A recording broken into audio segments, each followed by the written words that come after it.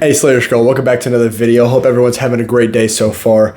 Today we're going to be reading about a verse coming out of John chapter 4. It's going to be verse 14.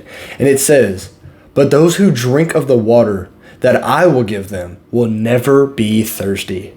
The water that I will give them will become in them a spring of water gushing up to eternal life." Alright, so if you haven't noticed already, it's a rainy day. It's been raining all day, whether it's sprinkling or pouring, that doesn't really matter. The fact is that water is coming down from the sky, and we think it's an inconvenience. A lot of times when it starts to rain, we kind of just chalk off the day as a bad day. Oh, it's raining. What an inconvenience. How annoying. Why is it raining, dude? I wish it was sunny. Oh man, I'm having a bad day. It's a gloomy day. And we don't take the time to look at the blessing that is being bestowed on us. Because God, in that moment of it raining, is watering the plants and the trees that give us oxygen to live. He's watering the plants and the trees that they would grow and give animals a place to live. He's growing the things that give this world color, that we would see his creation and think it is beautiful, enjoy it.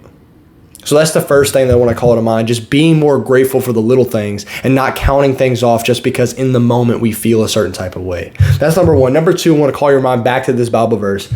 And just for some context, this is Jesus talking to the woman of Samaria. And she goes to the well by herself because she's shunned by the community because of what she's done in her life. She's married multiple different men, slept with multiple different men. She's shunned. And she goes by herself because she wants to avoid the judgment, avoid the chaos, all of that stuff.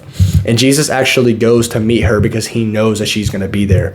And this is so important because this is the first time that Jesus shows that he is the Son of God, that he is the Son of Man, that he is the Messiah to anyone other than the disciples. This is the first person. And that is important because number one, it's the start of his journey to sacrifice himself. But number two, we see that he shows himself, he offers himself, his living water to somebody that's not this high power, this priestly power, this super holy person. He goes to the low of the low, which means that he's coming for all of us. It's not just the people that are up here.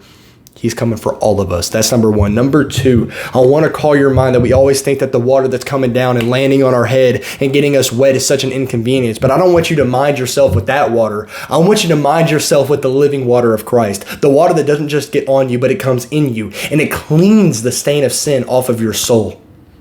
That when you accept this living water from Jesus Christ, you not only turn yourself into another person, a cleaner, holier person, that you would have a relationship with God.